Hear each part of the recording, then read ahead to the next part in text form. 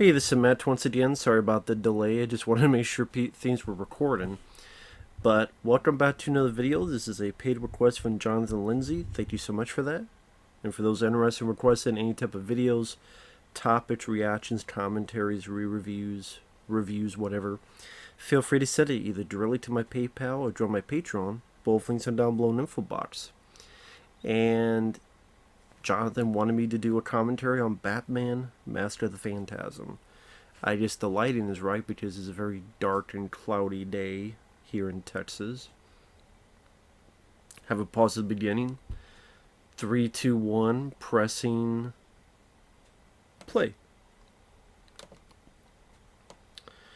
Bit weird that we have this kind of chipper, obviously with Bugs Bunny, Warner Brothers logo. Obviously because it's an animated film for Warner Bros., but at the same time, since it's been more of a darker, somber story, just have this kind of chipper music. Anyway. But Batman, Mask of the Phantasm.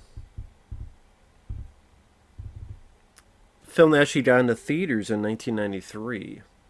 Now, 1993 was a pretty good year for movies, at least for me. A lot of films I love, whether it be Hard Target with Jean-Claude Van Damme, Last Action Hero with Arnold, which I think is fun, Cliffhanger, Demolition Man. I mean, the music definitely has an epic feel to it, helped by Shirley Walker, who did music for the Batman animated series. Bob Kane, Eat Me, Bill Finger should be there as well. It wasn't just you. Bill Finger was a part of it. Again, go watch the documentary, Bill Finger and Me. Well, not Bill Finger Me, but Bill Finger and... Is it Bill Finger and Me or Bill Finger and I? I forget. Just look up Bill Finger. Now, yeah, this got in the theaters, but it did nothing at the box office, and some people attribute it to bad marketing or lack of marketing, which is understandable in the fact of I did not hear about this film when it came out. I didn't hear squat about this film when it came out. And I think a lot of people felt the same way. It wasn't until home video that people heard about this more. But apparently it was in over 1,500 theaters. Now that first voice you hear is Dick Miller, character actor Dick Miller. This character on the left here. Dick Miller, of course, character actor that was in a lot of Roger Corman and then Joe Dante films. Rest in peace to Dick Miller. You probably know him as the neighbor in Gremlins, and he had a bigger role in Gremlins 2 where he was able to throw a flying gremlin into the cement and help our lead characters at the end. Dick Miller's been a lot of stuff. He was the helicopter pilot in Explorers with Joe Dante. He was one of the garbage men in The Burbs. He was in The Terminator, where Arnold gets the gun and then Arnold shoots him. He's been in a lot of stuff. And of course, our story explodes with a bit of action. Batman kicking some ass. But then we're introduced to our villain, the Phantasm in question.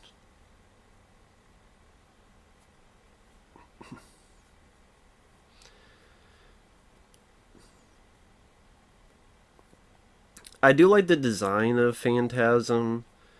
Has a bit like a Casey Jones mask.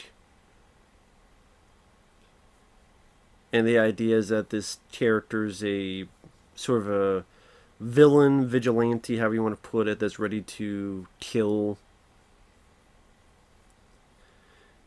And they did away with what they could. For what I understand, Batman the Animated Series was becoming very popular, and because of that popularity, they decided to make a movie.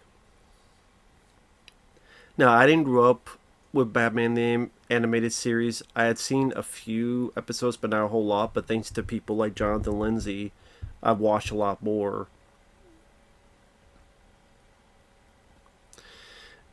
And I just see why it was so popular, especially the first season, which I think a lot of people would say is the best season. But again, because of the success of that, they wanted to do a movie. It's interesting that, number one, they did a movie where you have pretty much a newer villain. It wasn't Two-Face, it wasn't Penguin. The Joker is in it, but he's not the main focus. The main focus is this Phantasm character.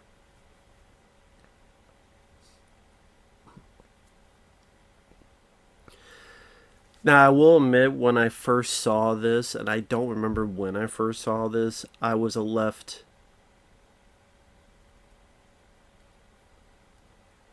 I think that's Hart Bochner.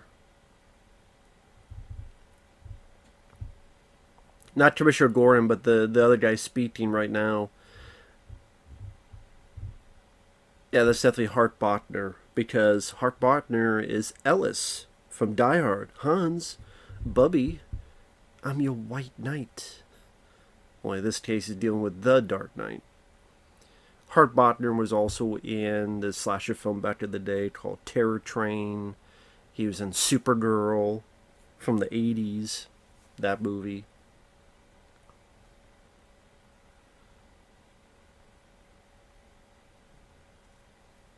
Also, rest in peace, of course, to Kevin Conroy, the voice of Batman. Sadly, he passed away not too long ago. Very sad to hear. He did a great job voicing the Batman character. I know Mark Hamill recently said he'll never voice the Joker again because it just wouldn't feel right for him to voice it and Kevin Conroy not be there as Batman, so that's understandable. And then we have, I believe, Dana Delany.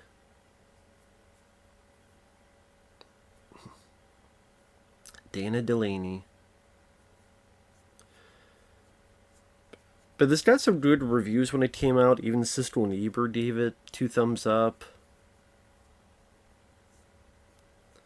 I think even, was it Gene Siskel? Someone said it was better than Batman 89. And no, that's wrong. He said it was better than Batman Returns and Batman Forever, but not as good as Batman 89.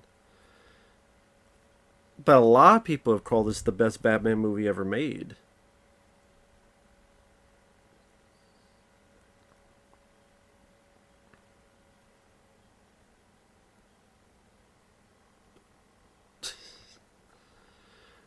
So I thought that was funny. The I word. What I word? Engagement. I forgot about that line. That's pretty funny.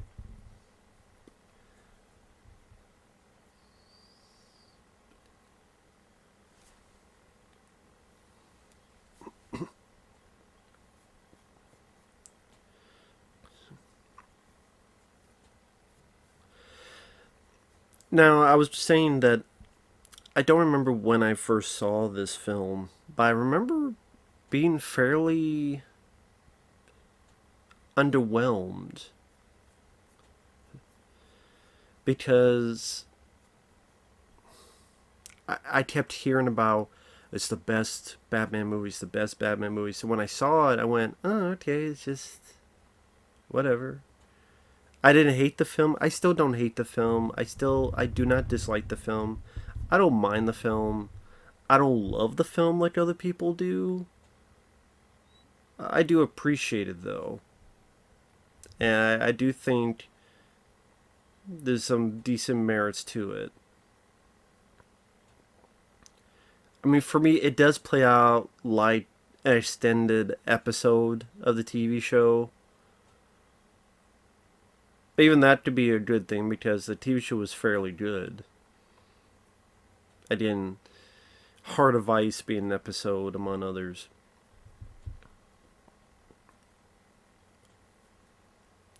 I think when I had first saw this, I didn't expect it to be this much of a love story. And I also thought it was predictable that she was the villain.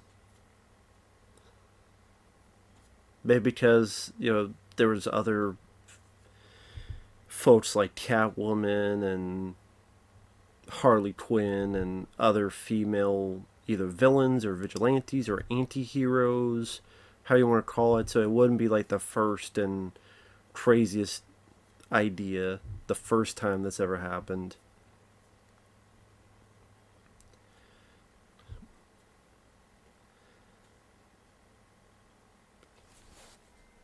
I mean, there's other Batman films I do enjoy over this. Batman '89, Batman Returns, I do enjoy over this.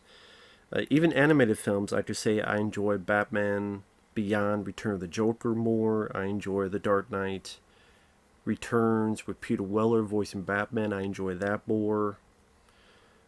On the flip side, I do enjoy this more than the Killing Joke movie. I do enjoy this a bit more than... Well, no. Under the Red Hood, I enjoyed more than this.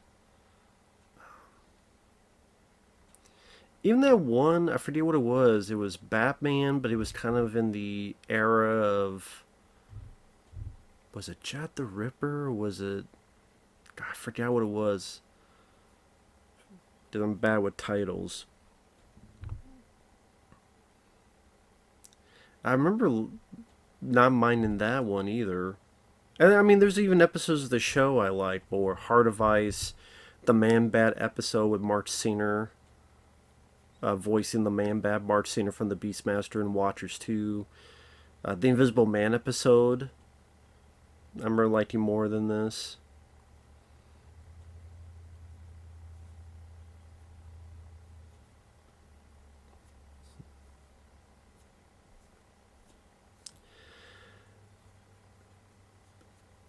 So pretty much we have this flashback where you have Bruce as an early version, I guess, of Batman. Interesting to see. Pretty much all he has is a ski mask.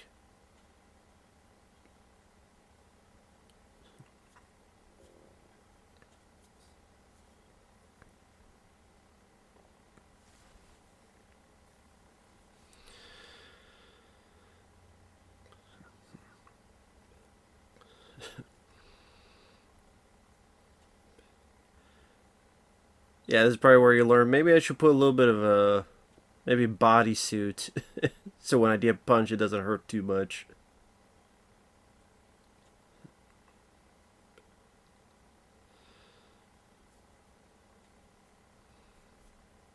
Yeah, the steam mask load doesn't really work the best, Bruce.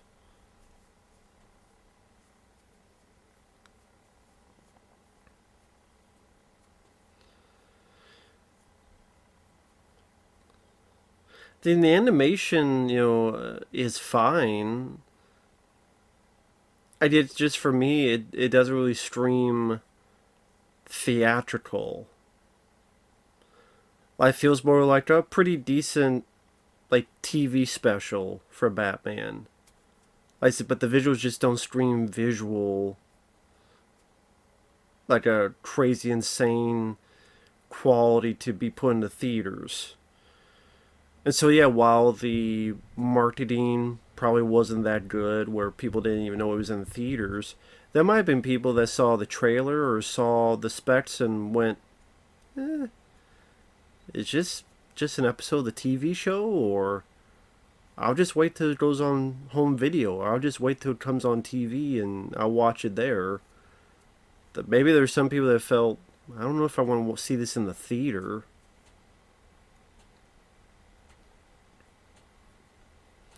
I mean, obviously they had a little bit more money to play with, thus to have it much longer and have a bit more in action scenes, because obviously action scenes, there's a bit more animation to be put into.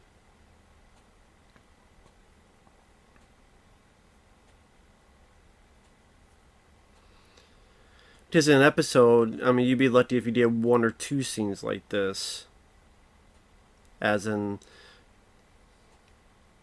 pretty complicated action sequences.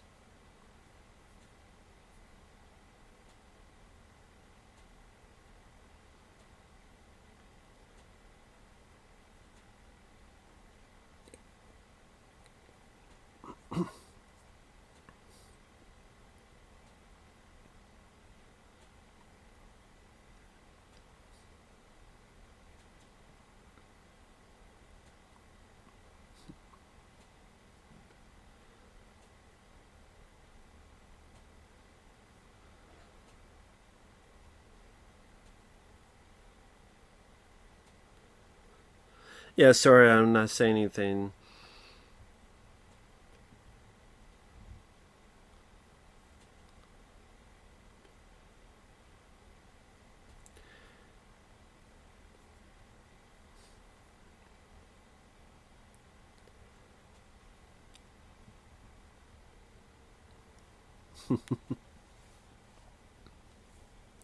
Jujitsu, Gesundheit.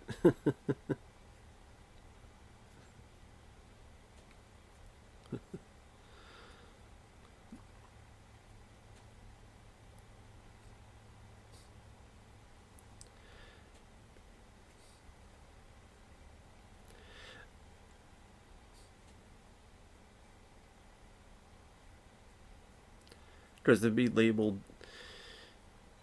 That movie right there would probably get him canceled. Be considered sexist or something.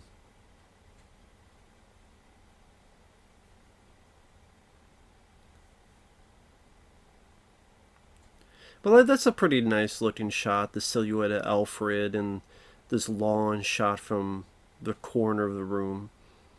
Definitely creates a bit of mood and atmosphere.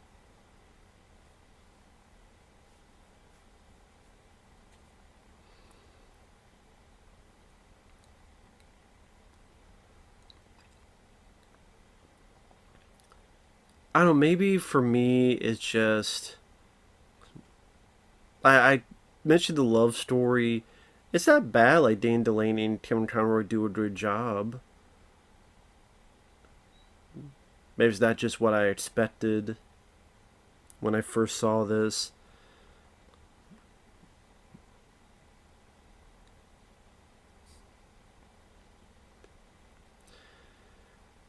I'm trying to think of what else.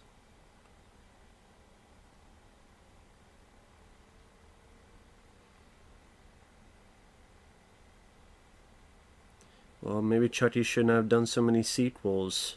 Told you Child's Play was, dead in the water, dead franchise.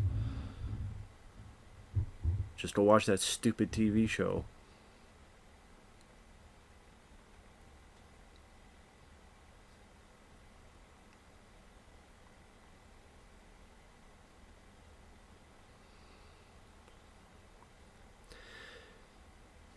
I also don't know if you needed the Joker in this. I mean, it felt as if.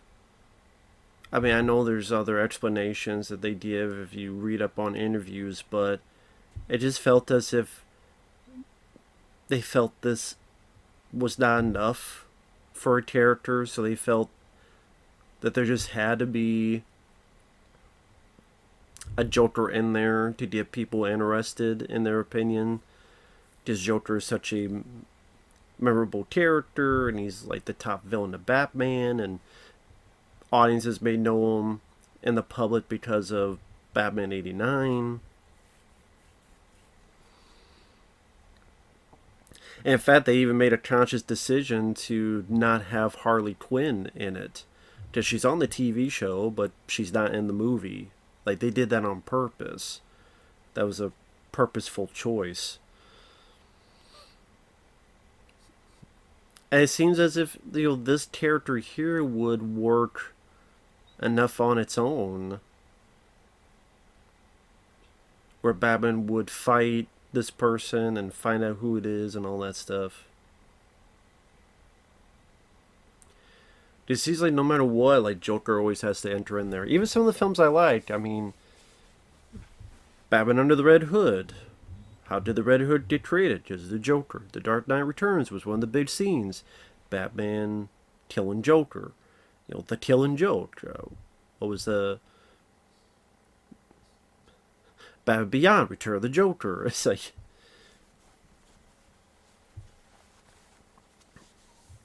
although I didn't.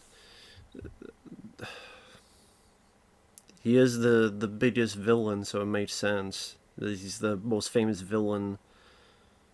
I mean, you could argue the most famous villain ever in comic books is the Joker.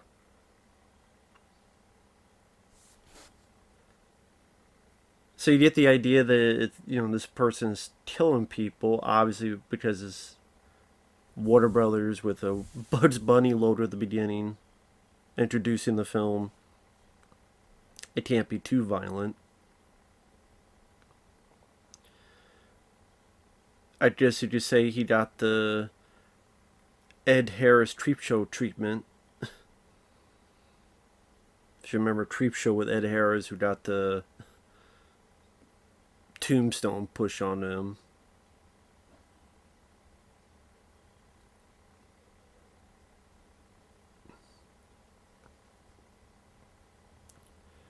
But just one of those things where, again, you have to have a character kill people, but how do we do it without screwing up our rating? So a car crash, tombstone, all the other stuff.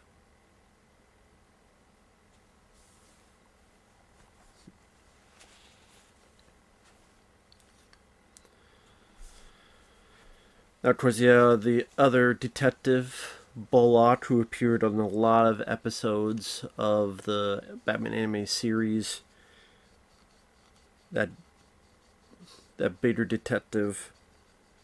I forget the actor's name, but I remember him also from Die Hard 2. He's the guy at the very beginning that gives Bruce Willis the ticket. He's the voice of that Detective Bullock. He's also the guy in City Slickers with Billy Crystal, where he's telling the kids in class about this whole thing he did where he lifted up this piece of, was there a car or something? Superhuman strength.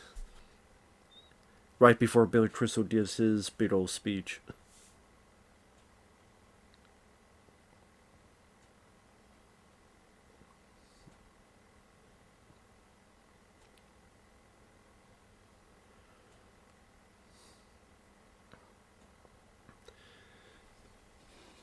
Like I said, I did find it predictable when I first saw this that it was her. I don't know if I've had just heard about it before I saw it, or just it just seemed like the one that would fit the best. I mean, it showed that she knew a bit of self-defense, so she knew a bit of how to fight. She just entered on a plane, and that's when all this stuff started happening. Usually the villain, not usually, but you're guessing the villain's going to be somewhat close to Batman to create some bit of dilemma.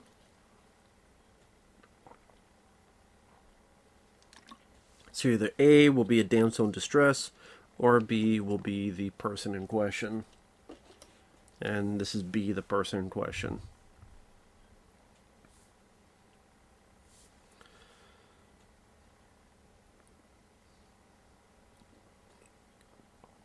I might have seen this the first time.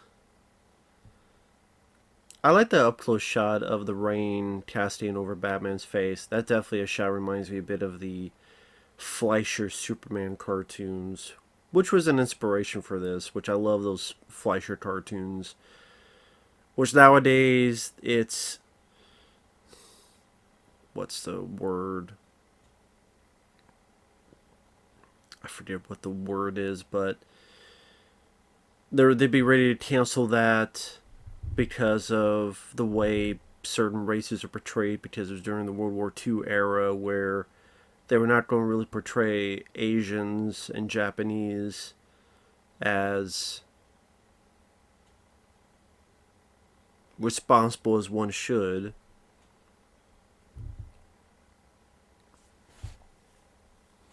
But I still really enjoy those Fleischer Superman cartoons.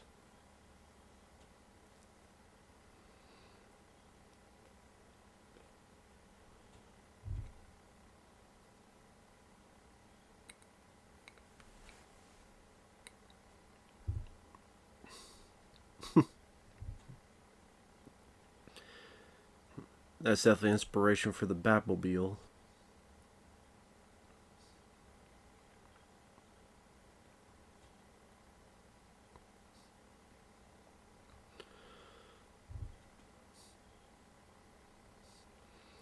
But I was trying to say that I might have seen this when I was a kid. Because I swear I remember I didn't have the VHS, but someone else had the VHS. I think it's one of those like big box VHS tapes. I borrowed it and I'd given it a look because hey, it's Batman. And then when I watched it, I was just rather bored with it. I didn't because I didn't know that it was just good chunk of a love story. So that's the thing. I don't know how little kids would have liked this.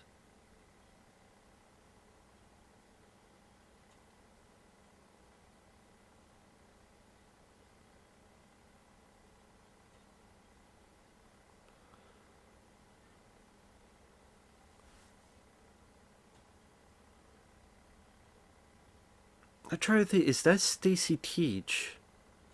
It sounds a bit like Stacy Keach. I'm not sure if that's who it is. The guy I was just talking previously. The guy on the left over here.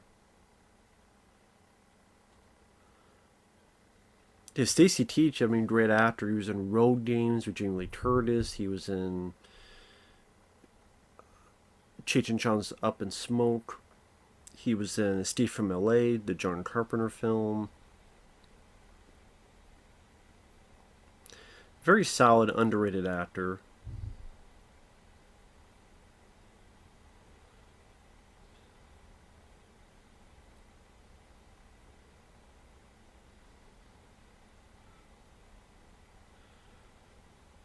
I'm trying to remember. This is Abe Vigoda. I know he's in this movie. I forget which one. Again, I'm bad with names.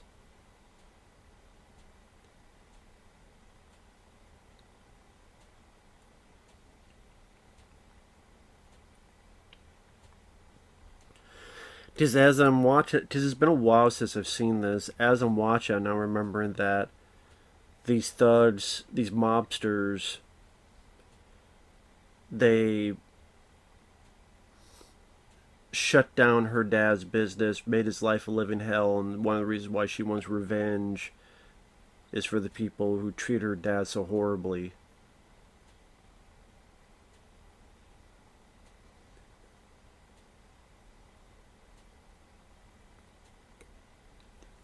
Man, I gotta knock the fuck out.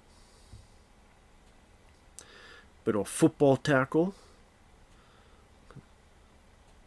Throw your ass right into the water. Take a sip of drink of. Shut the fuck up. What do you think? This road rash? Chains and all?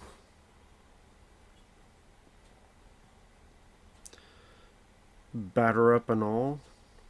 Get them right off the damn motorcycle.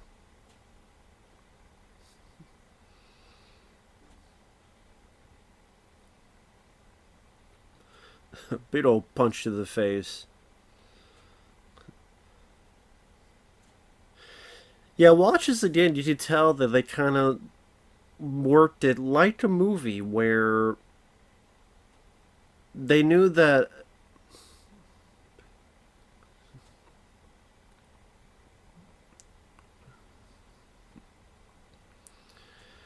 amount of time for them has to go by until another action sequence.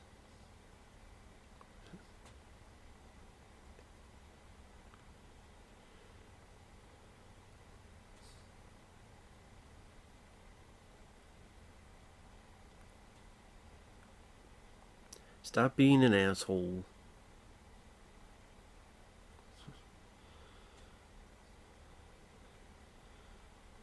Yeah, I throw that away. That drawing sucked.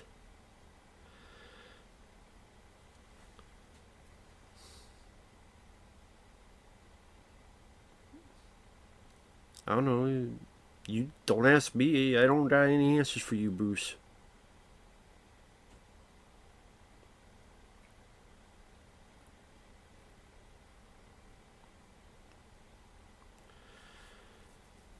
God, I forgot what the hell I was going to say now. I was in the middle. Oh, yeah. You tell that with the action scenes, they worked it like a movie where they knew if amount of time passed, we'd got to throw in an action sequence in there. Don't have it be too long without action scenes so to keep the audience interested and excited. That's why you have the whole bit with how do I put it? The flashback where he's taking the truck down, that fight scene there.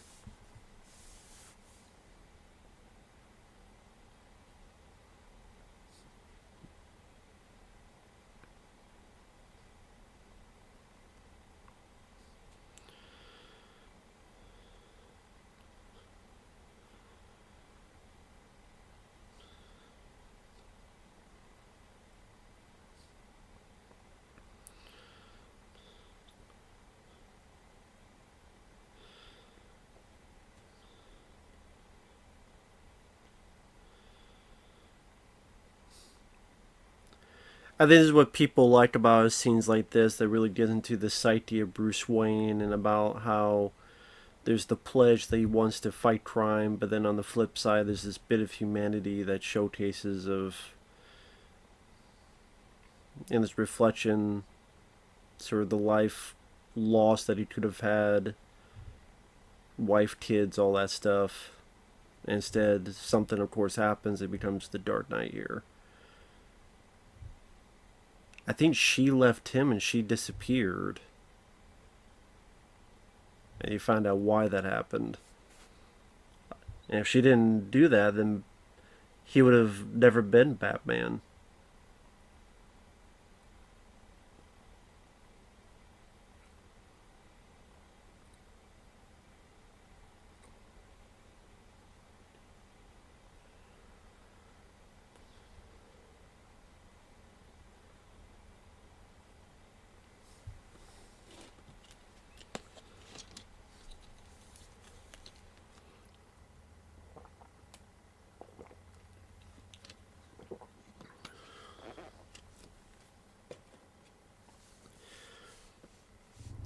I don't think you need a crucifixion. I think you just need, I don't know, make someone, have someone make you run a marathon. You'd be taken care of. To that room 6 feet under.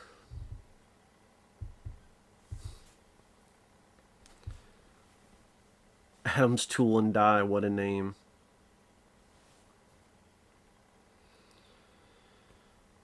God, there's 44 minutes left? I thought I was a lot... I didn't know I was only 32 minutes in. I thought I was farther in. Damn. I will say for me, this film, and I know I'm alone in this film doesn't go as fast as episodes of the TV show or other attributes. Other films.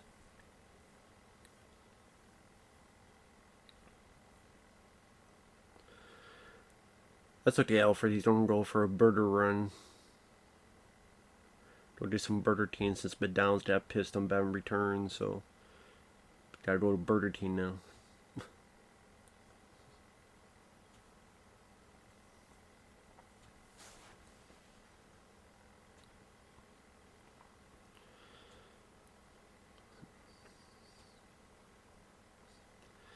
Yeah, that's the connection.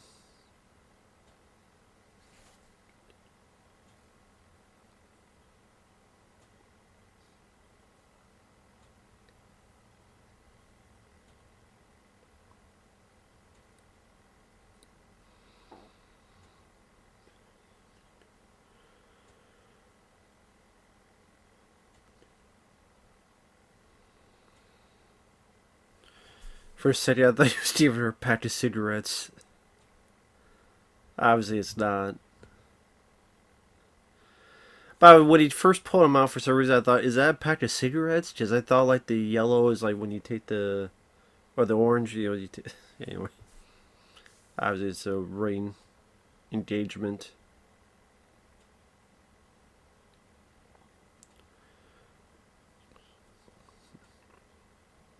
Obviously, he's serious and gung-ho about it because of all this.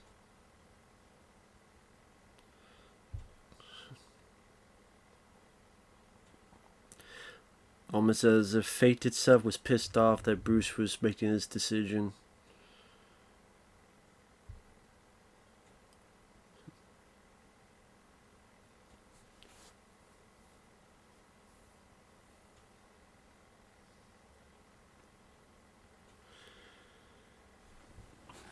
I look into see if there's any trivia on this.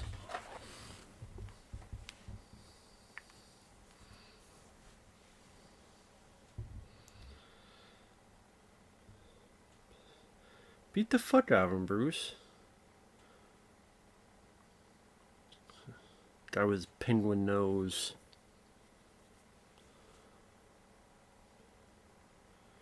Or was that meant to be Joker? I'm trying to remember. That's meant to be Joker when he was younger. Did I know Joker gets involved in this?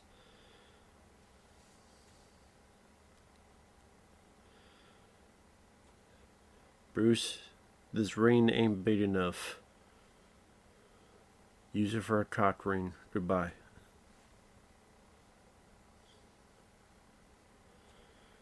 You got dumped like a bad habit. Dropped like the soap in prison.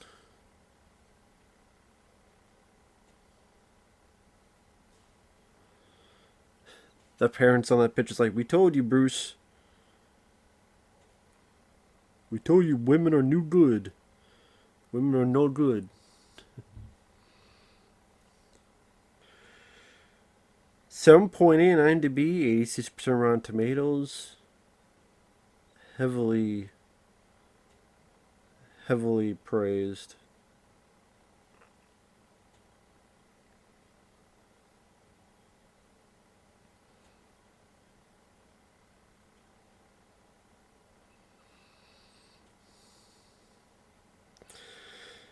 I mean, I'm not scared of a guy in a bat suit, but hey,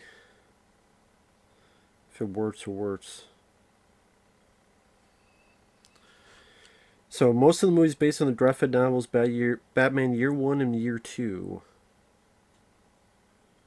The flashback to Batman's first night of crime fighting, donning a Jack and Steve mask, is parallel to Book 1 of Year 1. The design and concept of the Phantasm was derived from the Reaper, the primary villain of Year 2. Oh, Tia Carrera from Wayne's World and Showdown Low Tokyo, she sings this song at the end, I Never Even Told You.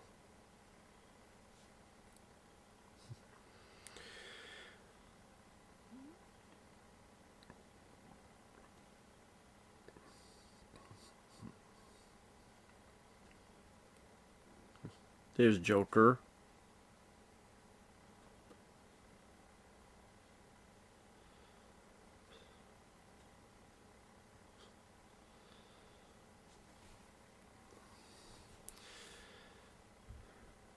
I mean, it's always nice to have Mark Hamill as the Joker. Mark Hamill does a good job voicing the character. It's not that I dislike that the Joker's in it. It's just a lot of times it feels like, well, we can't do it without the Joker because the Joker's so popular. So I do wonder if you could have made the film without the Joker's presence. I mean, it's nice to see him in there. I'm just saying, I wonder if there's a way to do it without it. But I guess for the running time, they felt it was necessary to add this. Plus, I guess, for a feature film, it's like, hey, Mark Hamill's very talented. He's doing a great job as a Joker. One of the reasons also for doing the film is that if people didn't see the show, if this is their first introduction, they watch it, they go, wow. Okay, if the show's any way this good, we'll go see the show and bump up the viewership. But again, because no one saw the movie, because it barely got released, it didn't really work out. Since late in production, Warner decided to make the movie a theatrical release instead of the originally intended direct-to-video feature.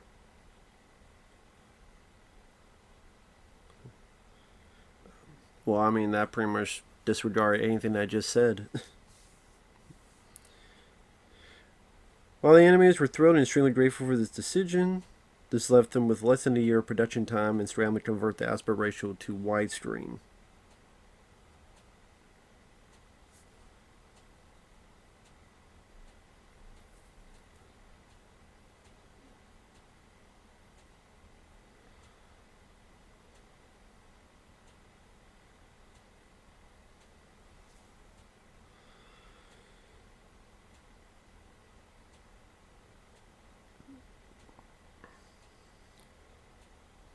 Although the Joker does play a pivotal role in the film, it was Alan Burnett's intention to tell a story far removed from the TV show's regular rogues gallery. He wanted to do a love story with Bruce because no one had really done it on the TV show. I wanted a story that got into his head.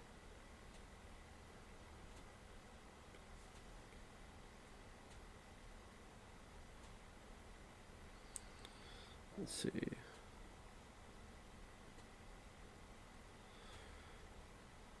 Production took 8 months.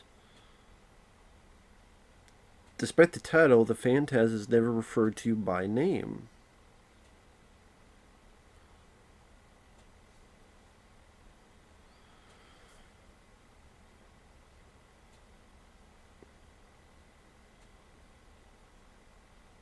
Man, Paul Dini was attacked and beaten by 2 muggers on Lapeer Drive and had to undergo reconstructive surgery on his skull. He spent several months recuperating from the attack, physically and emotionally. Almost backed out of the film and even considered giving up on Batman altogether before he returned to work on the script. He later wrote a graphic novel on his experience recovering titled Dark Knight, A True Batman Story.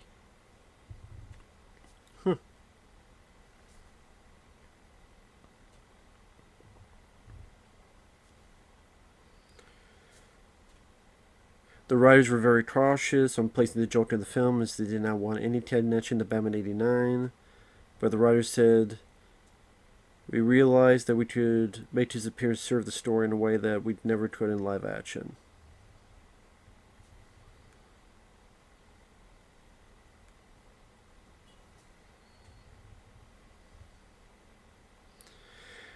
Robin's absence is explained in the novel of the movie, novelization, that he's in college. To keep the identity of the Phantasm a secret, Stacy Keach voiced Hart Bochner in the Phantasm.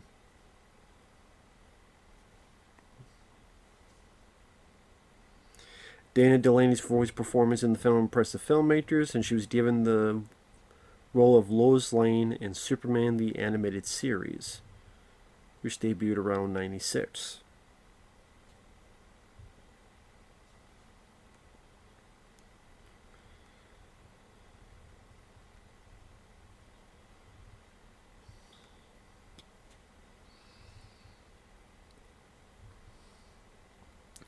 Yeah, Joker has another plan for you.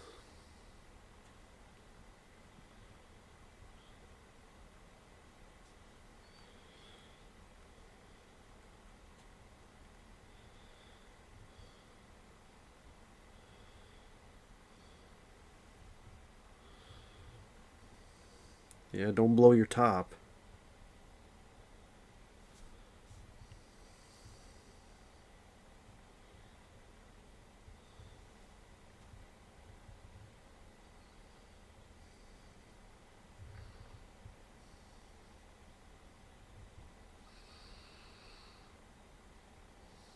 Sorry, I'm just looking through other stuff.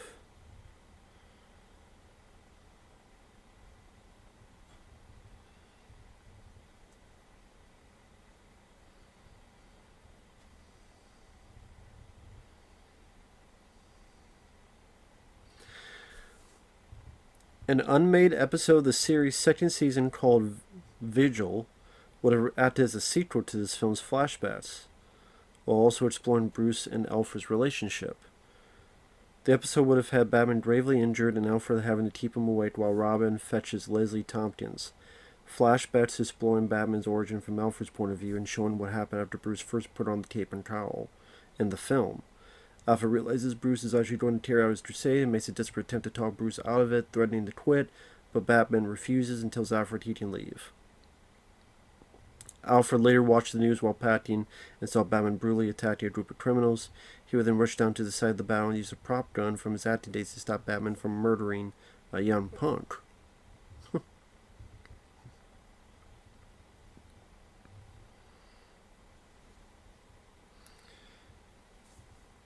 A Blu-ray version of the film was not available until 24 years after its release.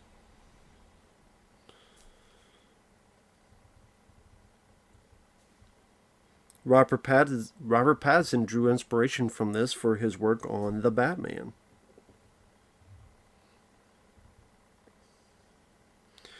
The Phantasm would not appear in continuity until Justice League Unlimited Epilogue 2005, in which Amanda Waller tells the tale of an agent she hired to kill the parents of young Terry McGinnis. Though the assassin never named, the silent picture of the event clearly shows the Phantasm stalking the family. However, a visibly aged Andrea Beaumont refuses to complete the assignment, citing Batman's refusal to resort to murder to achieve his goals, and how doing so would dishonor what he stood for.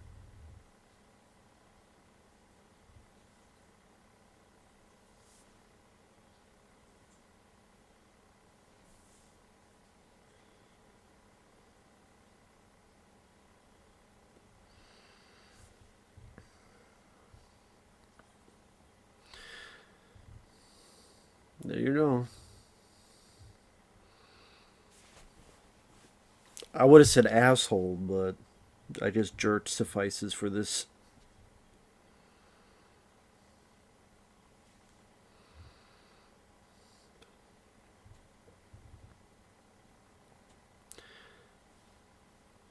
But in trigger happy yokels.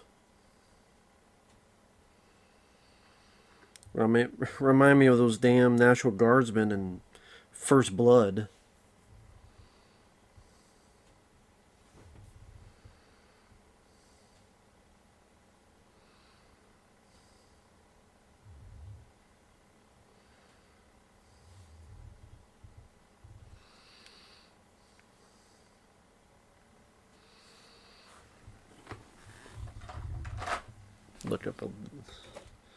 Wanted to look up a little bit of info on it.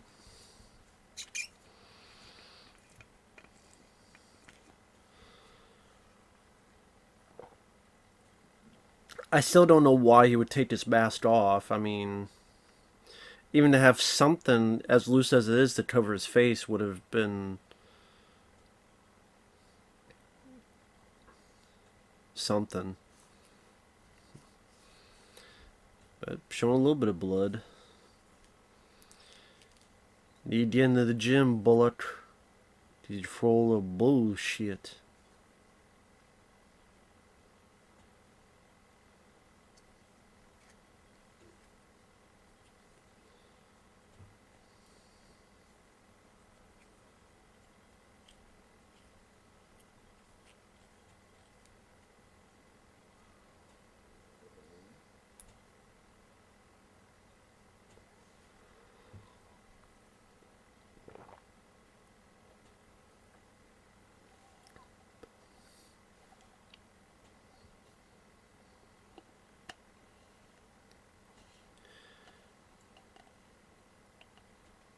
So I guess that guy there with the cigarettes is a young Joker.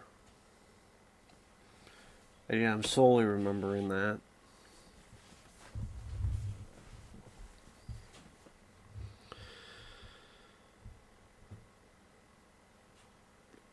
And that's the thing, like, Batman's been done so many times that, as much as, I mean, I really enjoyed the Batman, and I hope there's a sequel. I hope it's as good or even better. I think you even have room to improve. You could shorten the running time, have a bit more action, still keep the detective portions of it. Again, I think there's even room for improvement as much as I liked it.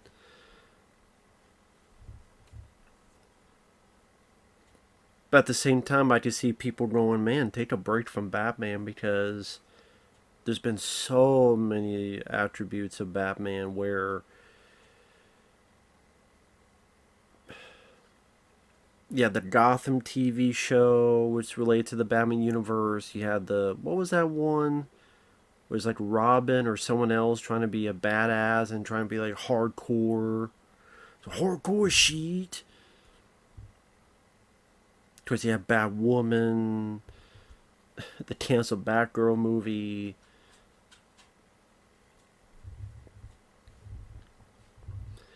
That's why sometimes I mean, I almost want to say Batman's probably the most popular superhero. Some would say Spider-Man, some would say Superman, but I don't know, Batman, with how many iterations and how many things are done with it. It just, how many anime, I mean, this, for superheroes, Batman's probably gotten the most animated films. I mean, you even had Batman versus Teenage Mutant Ninja Turtles. You have Batman Ninja, Batman Gotham by Gaslight, Batman. What was that one with like 70s martial arts? Way of the Dragon or something? Whatever the hell it's called. Curse of the Dragon, whatever.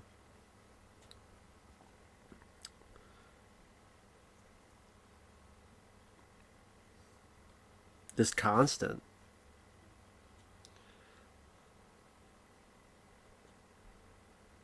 Don't touch me. I'll sue. Sorry, Bruce, you're canceled. You can't do this. You can't grab a woman and kiss her. That's sexist. I do like the running theme of Alfred coming in with the stuff and then immediately leaving. I think they fucked.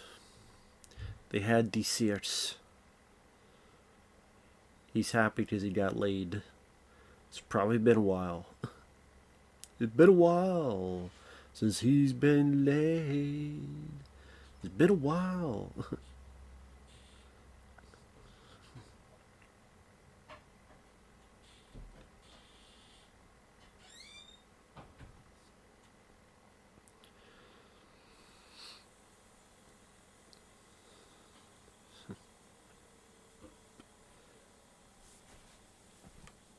Sure you will. You'll be here, yeah. I'm sure you will.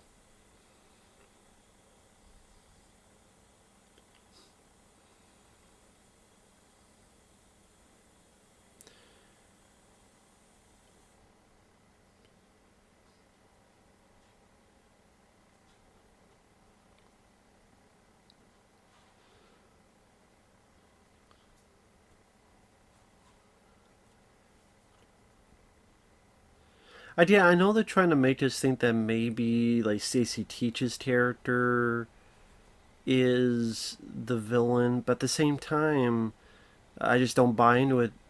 I didn't, never bought into it because he would have been so old, he would have been barely able to move. So, this is the connection.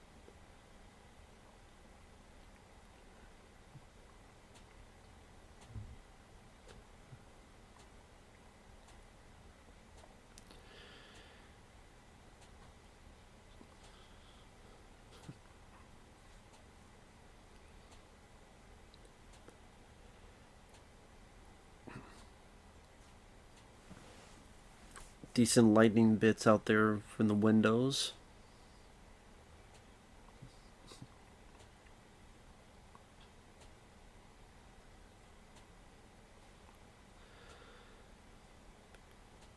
Tim Conroy, I can't remember much stuff he's done outside of Batman playing him.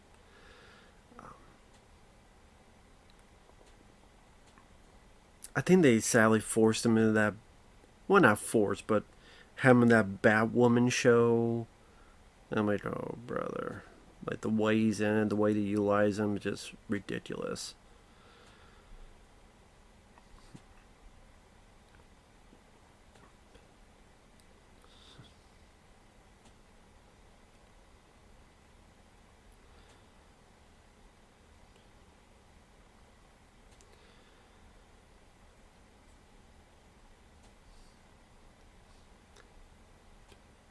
And then Mark Hamill, I mean,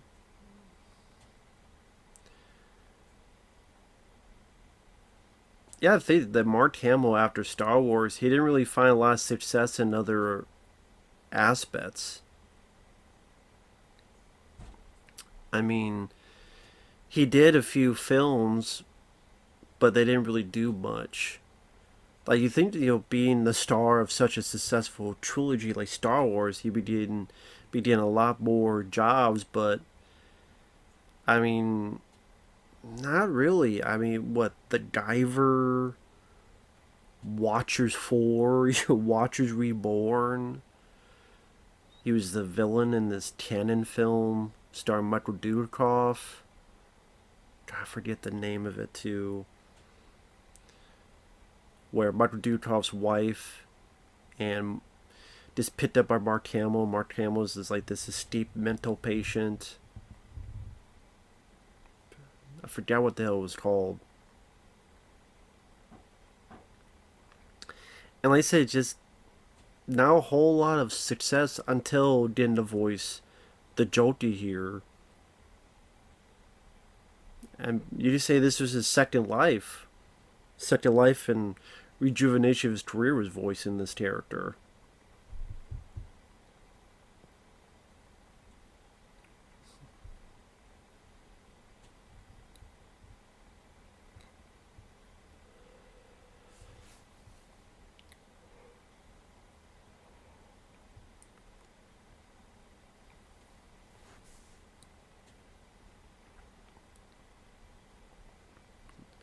Now he's ready to die from laughter, Hart Bochner's character. A little reminiscent, of other stories, of course.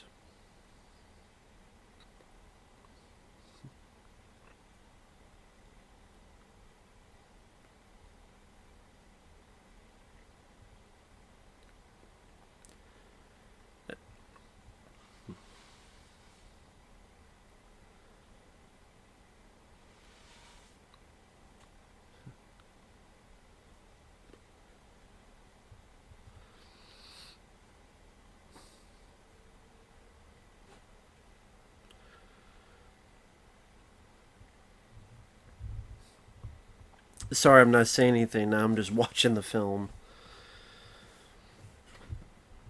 I've said this before, but in case people didn't see that commentary, I didn't grow up with Batman comic books. I didn't grow up reading them like other people did. I can't sit here and lie and say, oh, I grew up with the Batman comics. I didn't. Not at all. I did not even grow up with the Adam West Batman show. I've seen clips. I might have seen the first movie. It's very campy and corny, but I haven't seen much of the show. I know Bruce Lee, Tato, and as well as the Great Horror were on an episode. Vincent Price at one point played a villain, Eggman or something.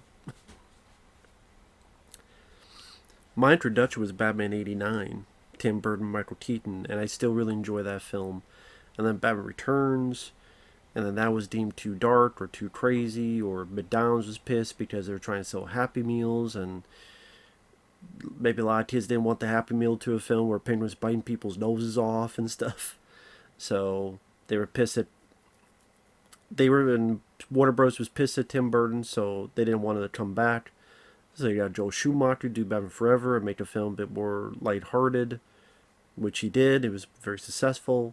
Then you have Batman and Robin. So I grew with those films. Real life Batman, Batman Returns, Batman Forever. I liked more as a kid, not so much nowadays. Batman and Robin has always sucked. And like I said, I didn't grow up with the show. I had heard of it. Didn't have the channel that it debuted. Because like 93, I lived on a farm in the middle of nowhere in Iowa, and we had ABC, CBS, PBS, and another form of CBS. And I don't even know what channel the show was on, but none of the channels we had. So again, you hear of the show, but never saw until... In fact, a lot of the episodes I haven't seen until the past year or so, thanks to people like Jonathan Lindsey. So, I just didn't know anything about it. Or I knew something about it, but I just never fully watched those episodes.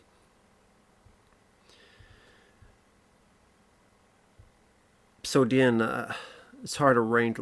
My favorite Batman films would probably be both live action and animated.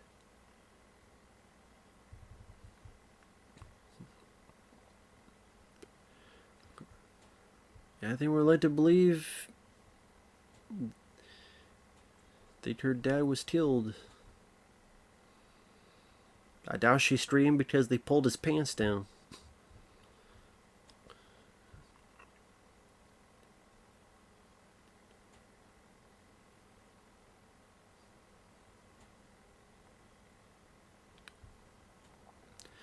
But I'm trying to think, like, if I'm ranking Batman movies, that's tough.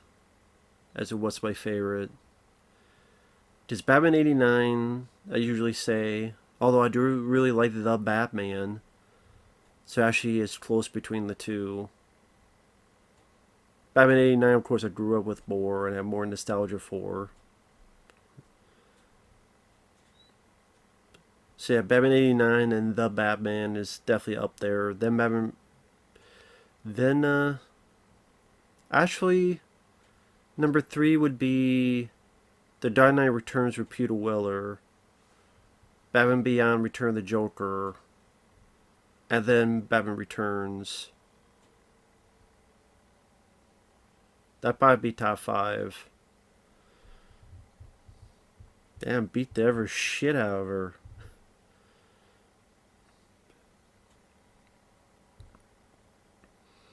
Not a lot of guys, you don't have the male beat the shit out of a female like that, but...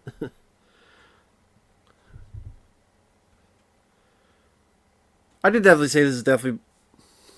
If I say definitely 3 more times. More interesting than a lot of the new Marvel crap. At least it's trying to go a bit more depth and a bit more interest in its plot. A bit more emotion. So I said I definitely appreciated more growing up than I did back then when I saw this. So that's why overall I would say I like it. I think the voice acting is really solid. Tim Conroy, Mark Hamill, Dana Delany. It's nice to hear folks like Dick Miller and Hart Bochner in there telling a story that involves flashbacks and a bit more of the psyche of Bruce and the road not traveled.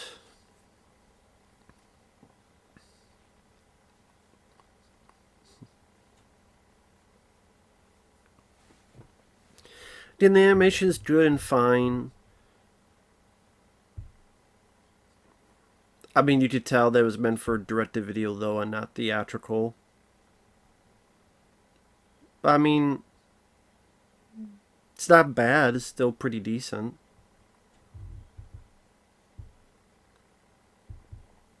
All this stuff here with the debris and stuff going to the fan.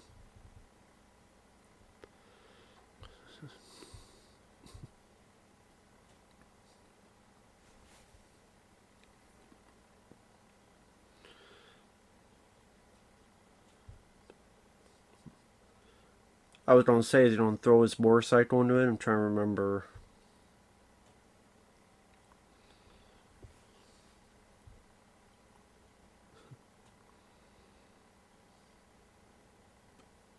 Yep, he is.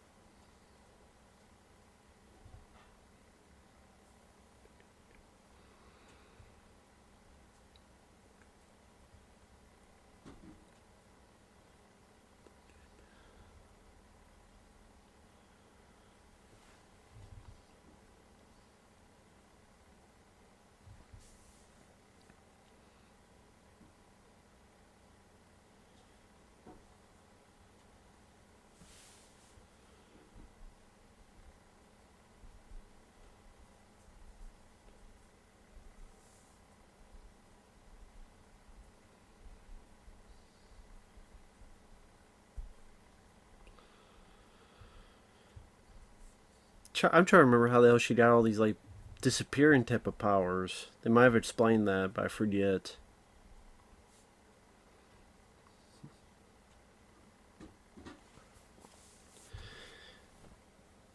Of course, the Joker ain't going to be killed because he pops up and other stuff, and of course, Batman Beyond Return of the Joker, which we definitely the Warner Bros. Logo there. I just noticed a little bit. I guess self promotion, a little bit WB there. That's a bit weird. I mean, I guess it's the world of tomorrow, so I guess they still felt to have a bit of fucking self promotion. Sure, why not have the WB? It's probably they don't have Bugs Bunny somewhere.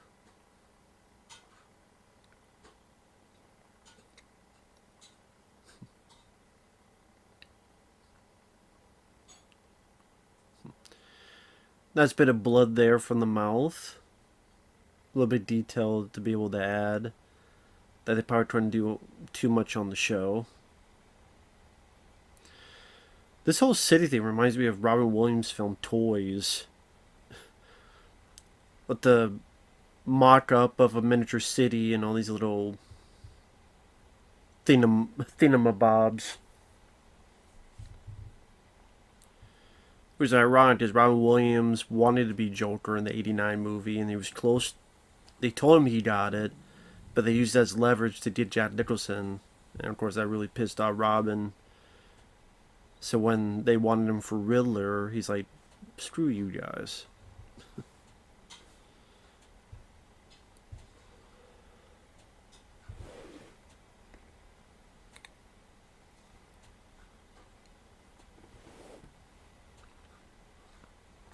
Yeah, bring the hammer down right there.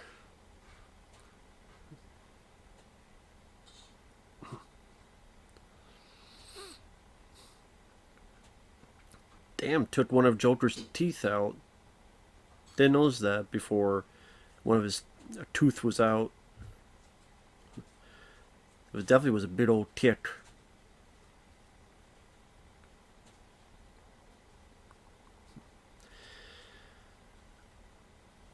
But I mean, the lighting and stuff is still fairly good. Like a lot of the episodes of the TV show, you know, the lighting pretty top notch on it.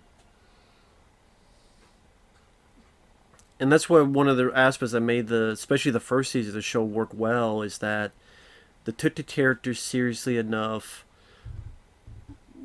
and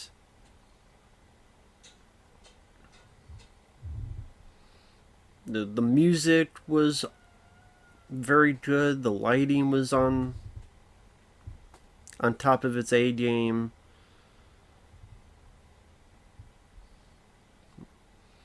Like, this is pretty decent animation to show the movement going through all these obstacles.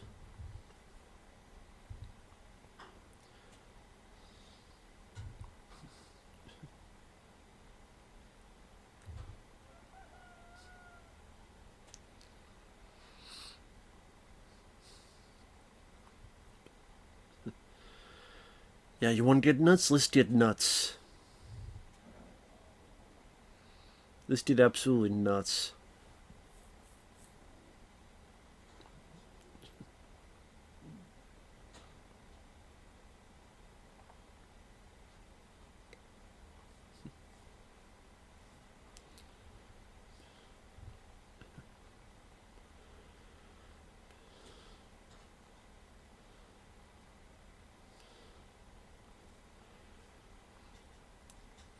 She don't care.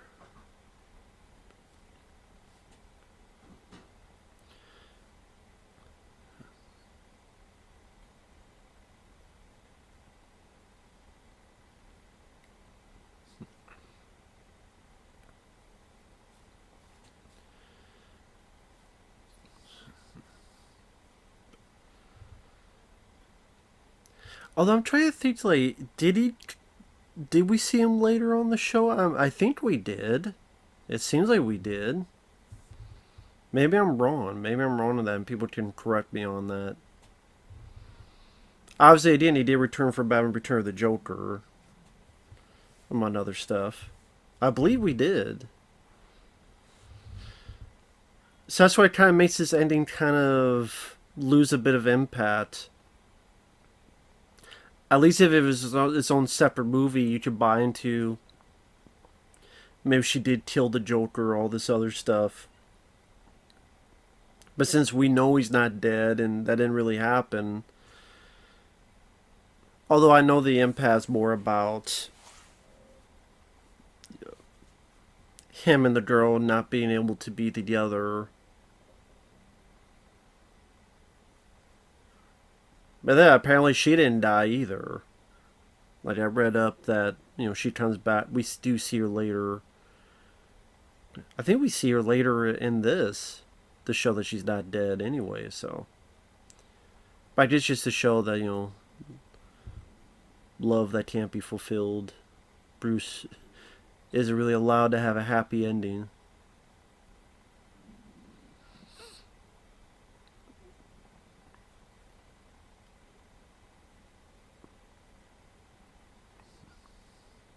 Which, I mean, is the tragic thing about Batman when you think about it, is that there is no happy ending for Batman. Like, even Batman Beyond, as much as I liked it, there's no happy ending for Bruce Wayne. He's secluded, alone, grumpy, angry, not middle nowhere, but, in his cave. And then he's a surly character just moving Terry McGinnis along. Yeah, he just no happy ending, wife and kids, picket fence, all that stuff. That never happens.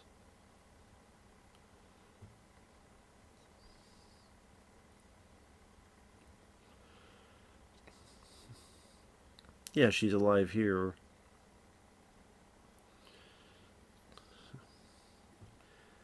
This guy looking like Jughead from Archie.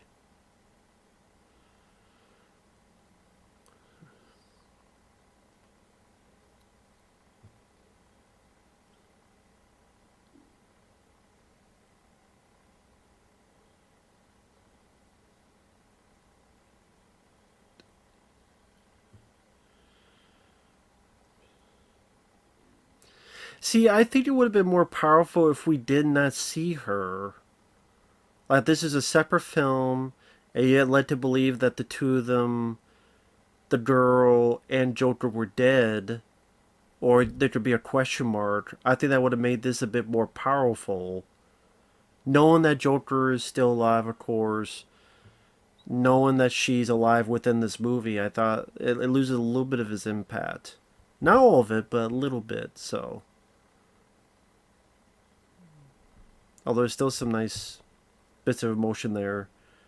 Shirley Walker did a great job on the score. Great job. Rest in peace, Kevin Conroy. Dana Delany, go on to be Lois on Superman cartoon. Hart Bochner, Ellis, Stacy Keach. They actually had to put Junior, Stacy Keach Jr. Interesting.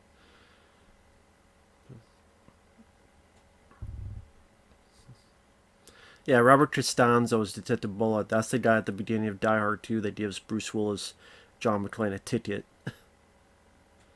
So I guess this is Tia Carrera?